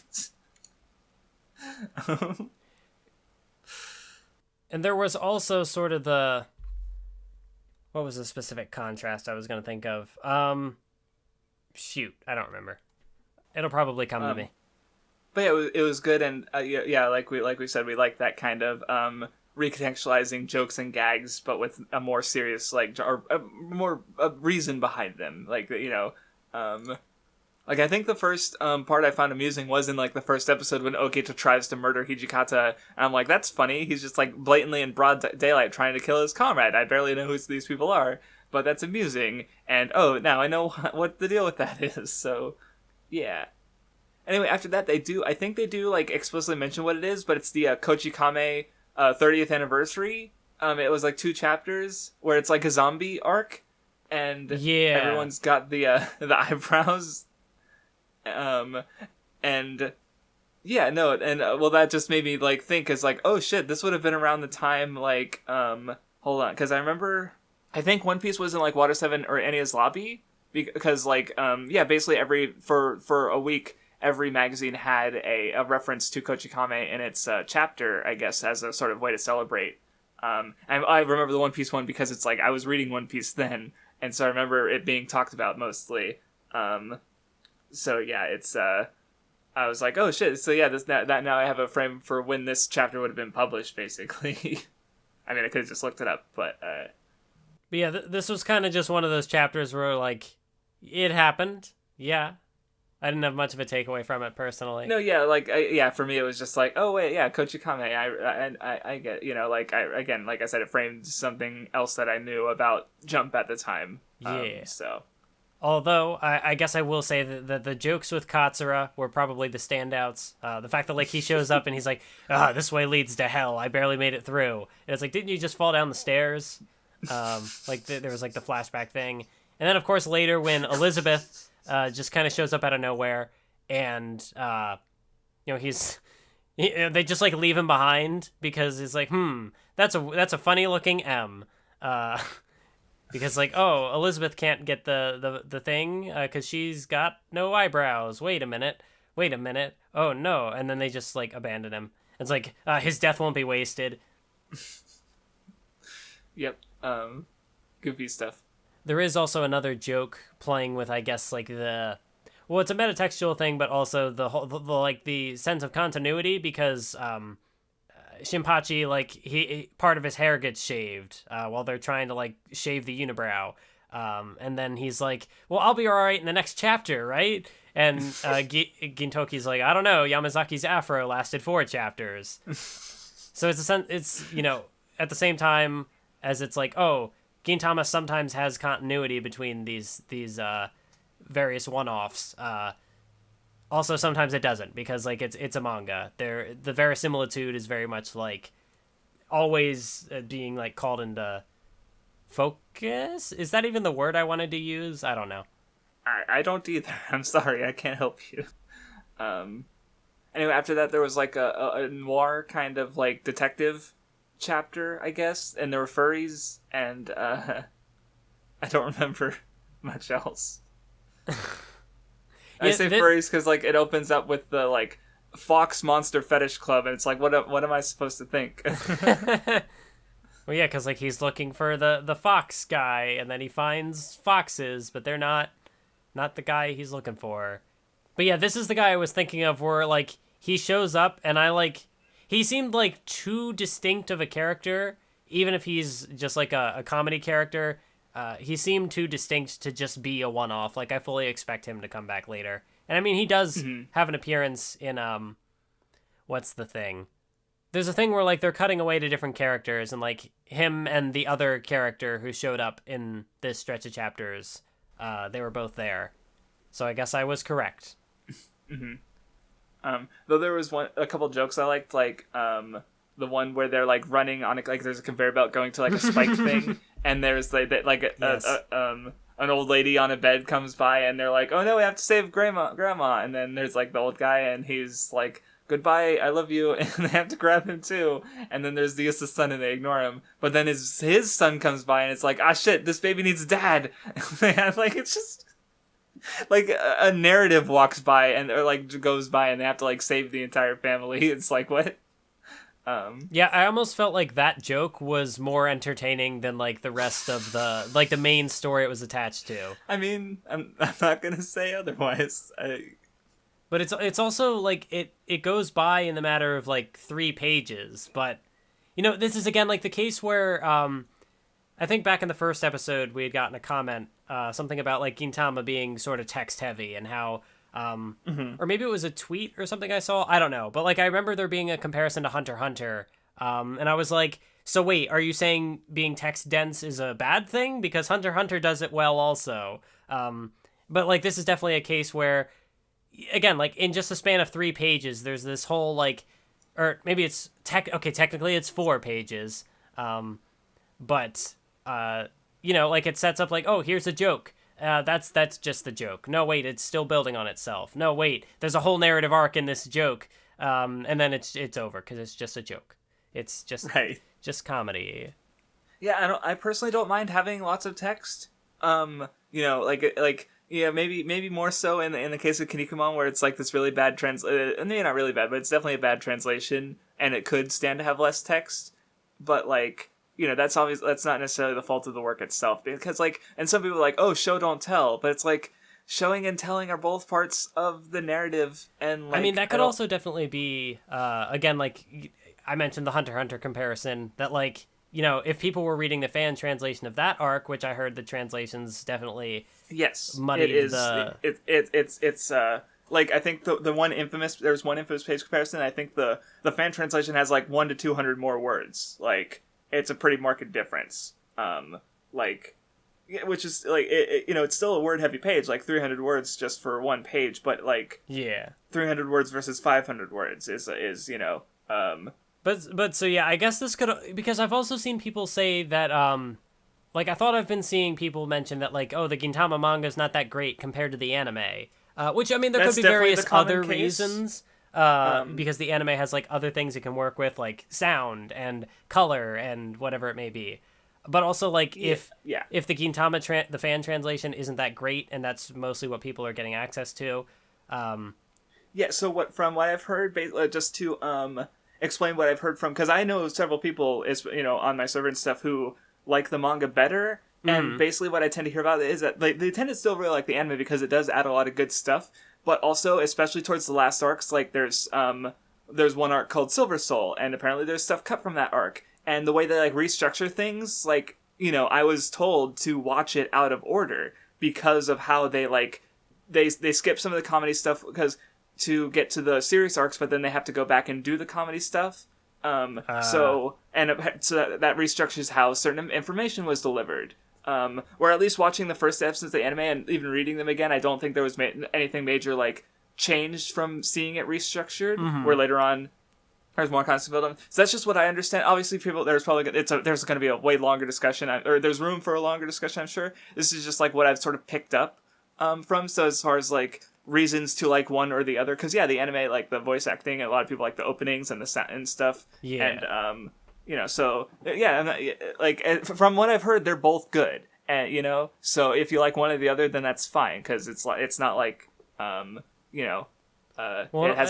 the big three where it's read the manga, please, read the manga, ignore the rest. Well, and also on the translation point I made earlier, inevitably we're gonna run out of official. I mean, I've mostly been reading the Viz release, which cuts off after a certain point. You have only just recently, it seems, made the switch, just in time to get it cut off. Haha! You did it to yourself, Craftsdwarf. Right. Because I feel like I maybe enjoyed it a bit more reading the official translation, or maybe it was just it got more into the meta and referential humor, and I some of it was good. Just to get this, what reference is, it was just in the author notes, and I picked up on it, and so because he mentioned playing Monster Hunter, and me, Monster Hunter being my favorite video game franchise, is kind of ooh. I've played the game that he started with. There's one joke in there because he mentions at the start he started it, and he said, "Oh, my editor's starting to look like a Yin Kutku," which is a monster. It's a monster hunter. And he wants to plunge his greatsword into it, or into his editor rather. And then later on, there's an added joke too, where he suggests hey, maybe here I'll meet my fans and we can hunt Yin Kutku and Monster Hunter, because it's a multiplayer game and you can hunt with other hunters. And so there's the one joke is that he really doesn't like this monster that reminds him of his editor, and he wants to hunt more of it. The layer to the joke that it might not have been intentional, but it's just this is what I thought of having played the game. Yin Kutku is the tutorial. It's he's the brick wall that if you don't beat him, you won't be able to beat anything else. He's he's not a tutorial monster, but he's still very much a beginner monster that learning to fight helps you learn the game. so the fact that he's like saying like, but so when you play Monster Hunter, you'd obviously go on to fight things beyond the Genkuku, but he's saying that he wants to fight specifically the weaker monster because it reminds him of his editor, and I thought that was funny, where it's like rather than like fighting the stronger monsters with his fans, he'll fight the weaker monsters because of again the editor connection. So I just thought of that, and I thought that was like another layer to the joke that I was able to pick up on because I played Monster Hunter. So I just thought I'd share. Oh, that's right. I forgot about this arc. The one where Kyubei is, they think she's going to get a sex change operation. Yeah. I forgot about this one, and see, that's also a thing that I think is really like interesting with how Gintama just tells its story. Like, I can't think of any other Jump manga that I have read, which is obviously a very like slim selection in the grand scheme of things. But like specifically in the context of like a shonen action series, the fact that like a sex change is ever mentioned at all, let alone the fact that it's like a like background plot point misunderstanding thing in this one joke chapter. So like for that, I guess at least like Gintama gets points for like including it at all. Like it's just, I can't think of any other thing where like that is mentioned, like referenced. And even if it's like from how I seem to like read the chapter, it seemed like it was maybe just a misunderstanding because we never hear anything from like Kyubei's perspective on like how did this servant, or not servant guy, but I don't even remember his name, but the guy who's like very overprotective of Kyubei, like where did he find this? He says like he snuck into her room. Did he really find it there? Like there's a lot to potentially call into question. Like, is this a guy we can really trust? Is he a reliable narrator? Not that he's a narrator here, but you know, the fact that like he's the one who came across the evidence. But like the fact that there's anything like alluding to it, it's interesting. Even if the way that they do it is definitely very like crude and because I didn't think much of it when I should have, because just knowing like, oh wait, yeah, this is like a gender related topic, but yeah, it kind of just like that. And there's a matchmaking party. I like the whole like how they sort of like analog it to like child, like an elementary school classroom, and that becomes like so you get to see all of them in like drawn as students, and it kind of keeps up through the whole chapter. But yeah, it just kind of like Kyubei falls off, and she, Gintoki helps her up, and Gintoki, or other way around, my bad. Gintoki falls and she helps, when before she was having trouble touching guys. But she was able to help Gintoki up, and it was, and then it just kind of, the whole sex change thing just kind of gets dropped, and it's like, yeah, that happened. Yeah, so like it wasn't like like I said, it was like, it seemed more like a misunderstanding background thing to facilitate the conflict, rather than like, oh, it was the focal point of like the logistics and like moral sort of, or well, not moral, what's the word I'm looking for? I don't know, because like there's nothing from Kyubei's perspective to hint at any of this. So like, right, so we just get like these idiots freaking out about like, because that is kind of like goes back to, because I mentioned it earlier, the Yusuke comparison, and this is leaning closer to that, where it's like here you have again these people without particular issues expressing their gender, trying to be like, no, you're not allowed to get a sex change operation because like girl better, or whatever, like whatever their reasoning is, like they're kind of pulled in because it seems, but then it doesn't really go anywhere or get concluded, so it's just kind of like, and like you said, it wasn't even, she doesn't have any say here, and nothing comes up, like she's not made aware of this they at don't all. even like mention it to her, like she's just there for like the matchmaking thing, and she's just there to like socialize and talk to people. So like until there's any more, this like that's also part of why there's not much for me to really say about the character, is that like until she has like any say in anything, like her introductory arc was more, we got like the backstory of like, how she was raised and how, there was her mentality kind of like rolled into that. Whereas this is more of just like, she is involved, but she is not, like her perspective is not the focal one. Mm-hmm. Right. Also, we get to see Katsura be a rapper for a bit. And he's just dope. I just realized you should probably look up the anime version of that just for, actually maybe someone should link that because so that they're still recommended. I'm just worried about spoilers, and recommended feeds. This is why the YouTube. Incognito mode exists in browsers. Right. Like you look up Katsura rap and then it like autocorrects to like Katsura dying or something. Yeah. I don't know. Like YouTube be like that. Yeah, if you search up a character, one of the first results will be related to their death, even if they don't die. Or don't look up Ashino Joe characters. Sorry, unrelated, but it just came to mind. Though speaking of older manga we've read on the Nen Show, there's one particular moment I'm looking forward to talking about. But anyway, so now we get the Tama arc, where we return to the old mechanic guy. And this is another character I knew about, who I assume will be recurring. This was one that I did not expect to turn into a multi-chapter arc.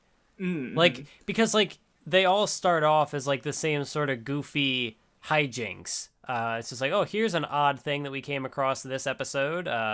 Let's inspect that. And then, it obviously blows up into something bigger and more existential and dramatic. Yeah, and he's not getting full on into the references yet, but, I think he mentioned in an interview, like, the reason he did this arc was because he watched iRobot, the Will Smith movie, and like the way it starts off with like a robot having supposedly murdered its creator is iRobot, and then but other than that it's pretty different. Though also I was going to say like just the whole I've seen this, I feel like it almost comes up every time, and I know exactly why it does. The idea of Tama as a replacement daughter or child for the creator is where that happened in Hugto Precure, remember? And with I can't remember his name, Lulu's creator. Why can't I remember his name? Yeah, I don't remember his name either, but I know who you're talking even though about. he's good, I don't remember. I don't know, but it's Astro Boy, because the premise of Astro Boy is that Adam Astro was created by Dr. Tenma because he lost his son, and so like Astro Boy being this like the most famous work from incredibly famous and important manga author Tezuka, like a lot of time when you see like robot characters is they are made to be a replacement for someone else. And so like I just thought of that while reading it. It's like, oh yeah, like it's a familiar trope, and that's why, to my knowledge, because it comes in with the arc where the creator also made himself a robot. What did you think, or did you have any thoughts about this arc? Not really. This was one of the ones where like as I was reading it, it just kind of bounced off me. Not to say that like there's nothing here, because obviously there is. Someone is in the comments right now typing up their essay about why this is the greatest arc in Gintama. But yeah, like just going through it, it's just kind of like like stuff is happening. It was not uninteresting, but it wasn't. Obviously there were other arcs I had more to say about. Like the fact that this was. How many chapters was this? It was. You're right. It was volume? pretty decent and long. Yeah. Shit, is it? Because it starts at the volume and half a volume, maybe. No, it's not. It's not the whole volume, because after that, but it is. It's not like it's not the longest arc, but it is a few chapters for sure. And it had the big dramatic moment at the end too, where like the character. It's like a friendship and the soul, which is obviously a key thing about Gintama, but yes, I'm not really getting like the substance behind the soul. I guess my current reaction to it is a little soulless, you could say. Well, I mean, see, what I was mostly picking up was the loss aspect, because again, Gintoki is a character who has suffered some kind of loss that we're not fully aware of yet. Or at least aside from his mentor, appears, or other people he fought alongside, where like you have the doctor who created Tama as a replacement for Fuyo, like the way he's kind of like forcing his will, like he's not protecting other people, he's protecting himself and his own feelings, and not like he even became a robot and cut himself off from those emotions. Like he was trying to make everyone robots to avoid that kind of loss and stuff. And I guess I do also like the connection where originally the robots are all seen to be as they're like household helpers, they're like maids, but really his motivation behind it was like, oh no, I wasn't just trying to make maids, I was trying to create this like ideal world for my daughter. And so it was like, oh no, there's actually like a really emotional and serious sort of like motivation behind it. It's not just for this thing. But then they learn more about him and like the things that he did, and they kind of flip that back on him, where it's like, no, it doesn't seem like you're really trying to create all this stuff for your daughter. It seems like you're kind of doing it for yourself. It seems like you're kind of just trying to create just made robots. And so that was neat, because it kind of flipped the dynamic on its head in like a way that highlighted character flaws and ideas. Yeah, and like Gintoki ends it off like, because he talks about how sometimes people get hurt and they leak oil, but it's fine to let someone else help you clean up. Where if you apply that to Gintoki, like he's suffered loss, but he's able to live now, and part of that is likely because of like Kagura and Shinpachi and people close to him who are able to like he is connecting to. Not to say that his arc is resolved, I assume, but it's just like if you're he's a character who's gone through loss, so he's talking about loss and pain, so it makes sense that you can fold that back onto him, even if I don't know the full context yet. Yeah, and the stuff as well with loneliness and how the scientist, he was like, no, I don't want my daughter to be alone, but it just sounded like he didn't want to be alone. But yeah, it was probably I think I'm right. You're right, or I agree with you. Where it's probably my least favorite of the arcs in this reading. Like it was fine, but the Kyubei stuff was interesting. The Shinsengumi crisis was good. Yeah, like just because I don't have much to say about something doesn't necessarily mean that I hated it. Like it was Yeah, I think you'd let it be like it's not. I think you'd let me know if you had a Kinikuman reaction where it's just like, I hate it. So yeah. Anyway, after that, or assuming we were done with that one, we didn't linger long in it, but yeah, was the Wii chapter. Where the references really picked up. Yeah, and after this point... and this is to go even further beyond. Yeah, no, after this point, I guess maybe it was successful, and Sorachi's like, fuck it, let's... Like, because right after this is the Zangetsu Bleach parody, and so, after this point, he's just like, references and meta, and fuck it. But yeah, it was goofy. We had Katsura dressed as Mario. Katsura's not aesthetic anymore, sorry, or maybe he's more aesthetic, I don't know. Well, I like the joke before that where like there's all the stuff, the antics with them in line, and so like there's Katsura and Elizabeth eating under a kotatsu, and he's like, Elizabeth is still eating, could you give us a few more minutes? And they're like trying to like move them, and he's like, I said Elizabeth is still eating, and then the other characters just show up and beat him up, but like he just leave Elizabeth alone. Stop bullying Elizabeth. Elizabeth is kind of a punching bag. Maybe Elizabeth shouldn't have looked like a punching bag, though. But yeah, anyway, and then it devolves into them playing games to get a Wii. Or they call it something else. I don't care. And I want to bring up one thing in particular, because there's the gag where like they're playing like a dating game, and like it's absurd. Like instead of running with toast in her mouth, the girl has a swordfish in her mouth, and it's like, okay. Yeah. So the panel where she's stabbing the main protagonist through with the swordfish, I haven't seen that before, but I've seen a parody of that where it replaces the girl with Momo from Bleach, the Aizen's vice captain, and it replaces the guy with Aizen. because so like the joke is like because during the Arrancar arc, which would have been going around the same time as this chapter, I'm pretty sure. Aizen had that whole moment where like he through the illusion he made Hitsugaya stab Momo from behind. That panel was already a meme like on 4chan, and then I saw this parody image floating around where no, actually Momo stabbed Aizen with the swordfish, and so when I saw this panel in Gintama, I'm like, oh, that's where it's from. So I got a decade plus long resolution of like a joke image. I couldn't find it again. I tried to find it.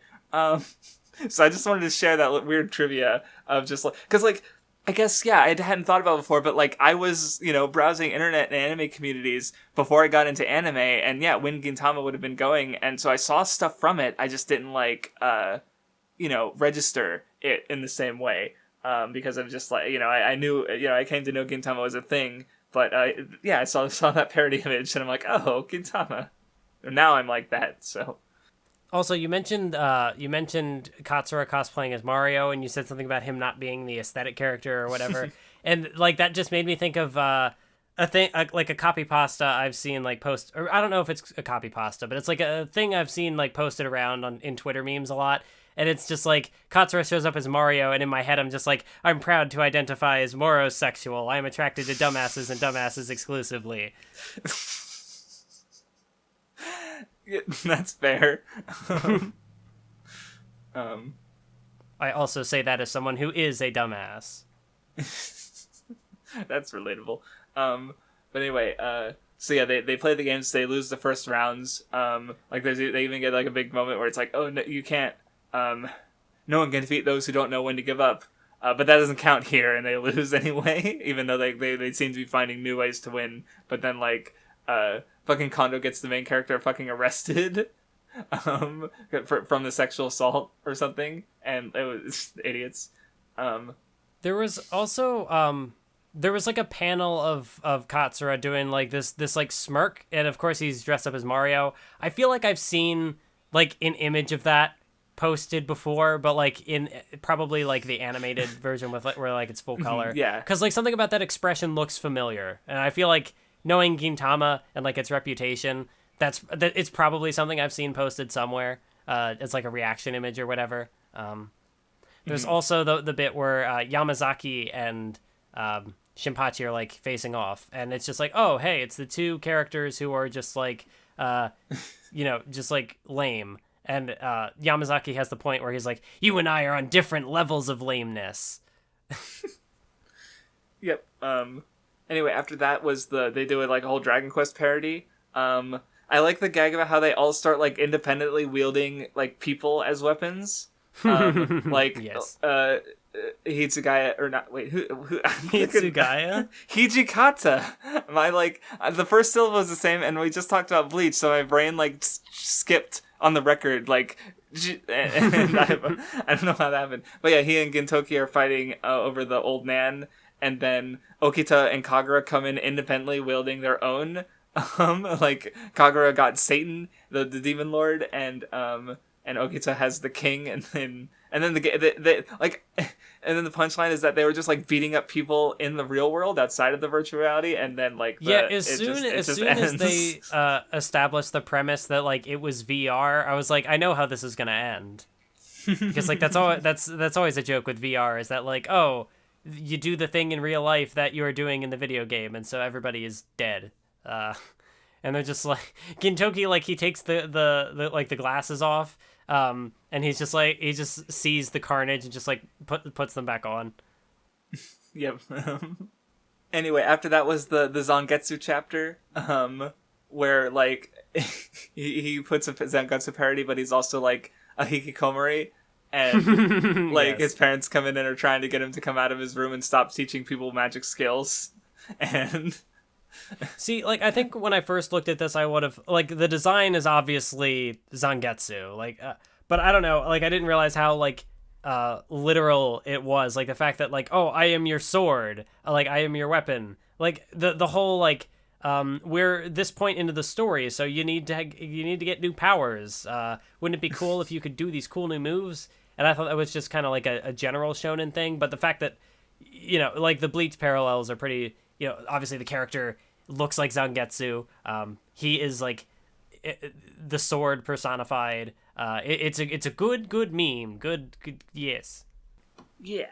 And yeah, it turns into this narrative about, with the again, the hikikomori stuff and like the family, and it's just silly. The character that I mistook for the mother in the earlier chapters. Right, like I forgot that she has like a beard because they all have the same beard, even though it doesn't fit them at all. Like it fits Sengetsu, but I forget his actual name if he had one. But like the father's like a normal salaryman kind of thing, but then he has the beard, and the mom is again that normal word I can't remember, and then but with the beard. Yeah, it was silly, and yeah, like I think right after that is the fucking Valentine's Day one with the Ultra Woman. And like, or like I said, like once the video game chapter happened, Sorachi just went references, cool, fuck it, here's Ultraman, Bleach, let's fucking go, like, and so I assume it was popular or well liked enough that he keeps going with it, because I've heard, especially from the anime, like they do other stuff with it, so it's like doing the shonen inspiration thing.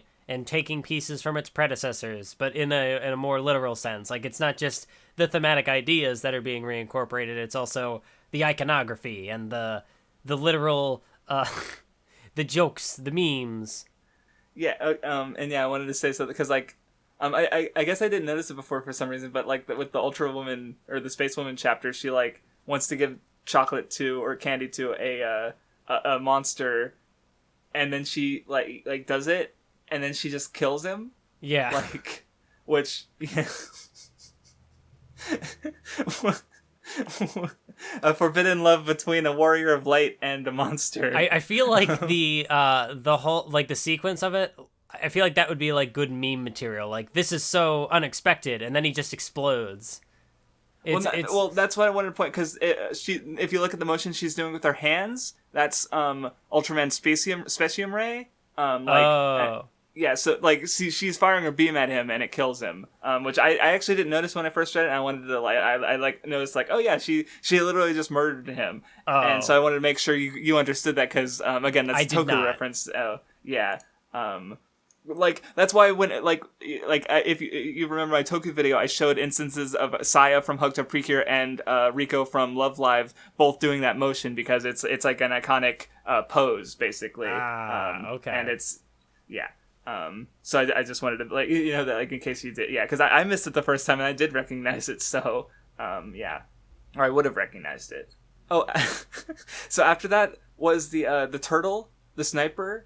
That was a funny chapter. Well, like, because the whole narrative, he gets, he becomes this hero, even though he was trying to kill someone.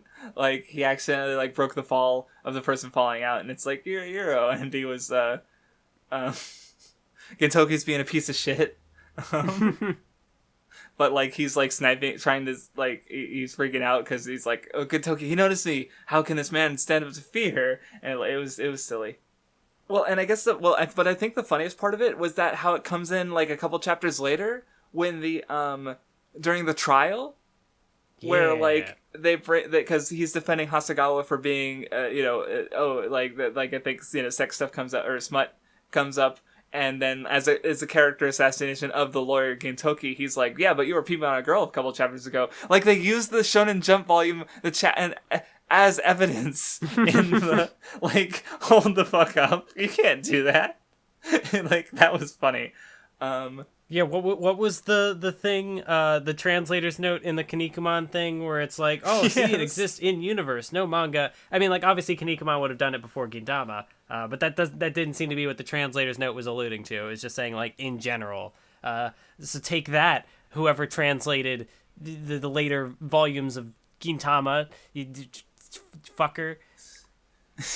Wait, yeah, because, like, well, during the trial, like, yeah, they had the whole, like, explanation of the Kiniku Buster, And like, Yeah. like, see, I thought, no, that's what I mentioned earlier, where it's like funny that we read this right after Kinikuman, because we totally get all these references. And it's like, so when he says like, yeah, when Ultraman used it, it was called the Ashra Buster. We're like, well, we could even be semantic about it and say, well, technically it's called the Ashra Buster because he had 2 extra arms that supported his Kiniku Buster. And so like, it's a little different. Like it was a variation of his move. So, but Hasagawa Buster, actually it does have variation. He lands on his feet instead of his butt. So, you know, there it is. This is I pointed out how the manga was wrong and then realized it was actually right the entire time. That was the scene. I didn't quite, because there's like a reference to Haiti of the Alps, and like the kind of like they do the same motif they did with the school, with the classroom back a few, like we talked about, like this they do that with they do some analogy with characters from a classic anime. That one I didn't understand, so I just like at one point they're like there's someone on a wheelchair and I'm like, okay, sure, Clara is on her or something, and I'm like, okay. I'll just yeah, sure, I'll roll with it. But yeah, that was a whole thing. That was the thing. Did you have anything else to say about those chapters, or? No, not really. Okay. We got to talk about the references, and that was the important thing. Right, that was the important thing. Anyway, after that was the dieting chapter, which that was indeed a pair of chapters. That happened. I mean, the way it resolves with like the laxative, I guess, like Classic Kagura being a Gintama. shit. Yeah. But I don't have much to say about it. But we are almost done, I think. Yes, so we're getting into the Shinsengumi Crisis arc, which is the namesake of this episode. After 2 hours of discussion, we can finally talk about what this Nen Show episode is called. Which I guess that's just how Gintama ends up being structured, where we just kind of like, it is all these smaller arcs. But anyway, Hijikata becomes a disgusting weeb, otaku trash. Which I hope continues to be a thing with his character, because there's definitely potential there, for it being funny. Like at the end, he even I imagine you like the little part where his ringtone is the fucking Futaro Precure opening. Yeah, which he just started watching, so it's kind of like perfect timing. Hijikata is a magical girl stan based. Exact, maybe a new aesthetic character. We also get introduced to Ito, who's, another member of the Shinsengumi, who, kind of, as we find out, he's being influenced by Takasugi to, he wants to, be at the top or higher up in the organization, but Hijikata's in the way, and, so Takasugi sort of lended him his support so that he could, weaken the Shinsengumi from within. Also, I like how, like, Okita, working with Ito to, like, fuck with Hijikata was, like, it fits because he's a piece of shit. But then it also, like, as it turns out, like, what does he say later where it's like, Kondo's the only one who'll accept his leader. So at the end of the day, he's against Ito because Ito wants to get rid of Kondo. So. Yeah. Oh, yeah. And then Hijikata has a freaking, like, debate with Shinpachi over, like, idols versus anime characters, like, idiots. See, I was reading through the stuff now, too, and, like, in my head, I read Hijikata as Hitsugaya, so thanks for that. They're the same character, even though I can't think of one similarity between them, aside from that they both use a sword. They also share the name Toshiro. Oh! Maybe that's why. Because, like, I mixed that up, and I was like, wait a minute, something sounds right about Toshiro Hitsugaya. Why does... Because that's literally his name. Like, they both have the same name. Maybe not the same last name. That's funny. I didn't realize, like, maybe that's why I made a mistake here. Like, oh, let's pretend it's that, because that lends me more credibility. I'm not just dumb. Damn it. Now I'm literally every time I'm going to... This is going to be a recurring joke of the podcast, that he's Hitsugaya. maybe if Hitsugai was also disgusting otaku trash, it would be even. And that would add another layer to his appeal, maybe. Quick, what jump manga would Hitsugai like the most? I don't know. Chainsaw Man, because it makes him feel more adult. I don't know. That was dumb. All right, let's move on. But yeah, what I kind of figured, the sort of sword sort of taking over Hijikata's like personality, it kind of sort of accomplishes the same thing that the amnesia does, where he's sort of brought back by, you know, what's the most important thing to him. Because like also because getting into the climax, I forget this arc. I don't know. We're already maybe it's just like there's so much of it takes place after the conflict starts. But I like how they sort of talk about flags or like they use like an analogy there, where like, you know, Ito's flag is black and he sees Kondo as, you know, a white flag that's being with coloring, but then Kondo sort of like he says that it's more like the flags are like, you know, tied together, like they're all staying their individual, you know, way as they and Kondo even says like later that he barely even sees himself as the leader, like he kind of just like, you know, he sort of, you know, accepts everyone, and then as Kondo says that, you know, their flags won't be painted or dyed over. Okita pulls his you know, he rejects Ito and does his own thing. But I will say, like, I think writing-wise, this arc does some neat stuff, but I think I might like Benizakura a little bit better. But this arc also got a nice emotional reaction out of me, and I'll explain why. But so I like it. I probably like it about as much at the end of the day. But yeah, you know, Hijikata kind of regains his personality to help protect Kondo. You know, he's the soul of the Shinsengumi, as he says. Well, especially because like when Gintoki's fighting Bonsai, the music guy, like the strings come up and like, you know, he like Gintoki's bound by the steel strings, and he says that like, oh, but the strings tying him to the people that he he's trying to protect are stronger than that. Where like, and then of course Ito, of course, you know, he wanted to have like comrades and stuff, and I just like at the end where he's, you know, finally like, you know, he has all these bonds, and when they you know, give him his honorable death, and like there's the page where he, you know, he had comrades the whole time, you know. Yeah, I do also really like how that is laid out. How there's like the string connecting the two of them, and then like it gradually expands to show everything. It's just like a good, yeah. I guess I don't have much more to say on the arc. Like it's pretty right to it, all things considered. And then I guess it was shorter than some of the other ones. So I guess after that, like, you know, we get a little bit more of Takasugi and Yamazaki's funeral. R.I.P. Like, this is the second like chapter or reading in a row where it's like ended off on this like Yamazaki gag chapter after like the rest of the conflict is done.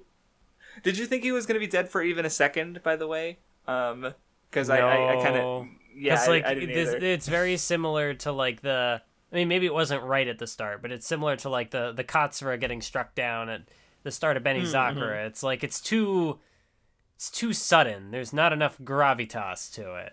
Right, especially for like, you know, he's like what, top 5 most popular character, for some reason. Well, someone mentioned in the comments, I forget who, but like, because he plays tennis a lot, and Prince of Tennis would have been someone was talking about like female readership. Maybe it came up, but yeah, like maybe the reason like Yamazaki has a tennis racket at all is supposed to be like Prince of Tennis, which is also popular with female readers and was running at this time, I think, at least for a bit. I don't remember when it ended, but it would have been, you know, very recent, if not ongoing at the same time. So, though apparently they mentioned something that like Yamazaki's like place in the rankings fell as he becomes more story important, which is funny. So yeah, because you know, it almost makes me wonder, because you mentioned about like his fake death. I wonder if you know, like how Kubo got like threats from like readers about like Hitsugaya, like don't you dare kill like when there was any like shred of like he might be in danger, people would like because people were really attached to that character for some reason. I wonder if anybody sent anything about Yamazaki. But also the fact that like he gets more relevant and falls in popularity is also really funny. Yeah, I guess we'll see both of those going forward. It also makes me think of like the meme where the meme in the Bleach fandom where it's like, oh, the ratings are going down, time to bring in Hitsugaya. Here comes Hitsugaya, right, exactly. But with Yamazaki, it was apparently like the opposite. Right. Here comes Yamazaki. Oh wait, let's pull back on that. Never mind. But yeah, I guess it ends off where Kondo. If Kondo's the soul of the Shinsengumi, then Hijikata's the heart, and because he's the one who he keeps upholds the code the most. He's the rules guy. But then, I guess it ends off with the Precure ringtone. So I guess they are keeping that otaku aspect to his character. So there's a gap moe to him now. He's a hard ass cop. Girl I said Hitsugaya. Fuck me. I ruined us. We're broken. Hijikata magical girl transformation win. Holy shit. That would be 10 out of 10. They beat Hugto to the punch by like a decade. All right, so I guess that rounds off the reading. Gintama, still pretty cool. I'm enjoying it. I'm finding it funnier. So that's a plus. Hopefully that persists through the fan translations that we're going to be done with the official translations. I mean, I only started reading the official translations this reading, and I was like, wow, this is way better. Why wasn't I doing this before?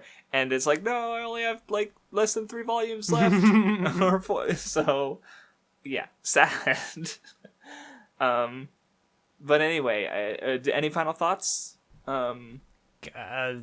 Sandpaper. Be sure to stock up on toilet paper so you don't have to end up like Kondo. See, it's definitely like going into this discussion, I was leaning more on the side of like, I made the joke like in the second podcast that the second reading wasn't as good as the first. So maybe I have the inverse opinion where Gintama actually gets lower in quality as it gets more serious. However, no, like it's actually but then like I'll probably get into the next reading and I'll go through the same arc where I'm like Gintama's actually mid, but then I'll get back to the discussion. It's like, no, but it's actually Gigabrain 10 out of 10. That's gonna be my relationship to Gintama. It's a constantly fluctuating. Just like the series itself, where it's constantly fluctuating between whoa writing and also sandpaper on ass jokes and. But it's also like because I have kind of the perspective where I'm not like super duper attached to it, but I also don't hate it. I have that ability to like fluctuate in my opinion of it. Whereas like someone who just straight up thinks it's mid probably wouldn't even be super entertained by the moments where I'm like, whoa, okay. No, yeah, absolutely. But anyway, I'm looking forward to more, and I would like to thank you for listening.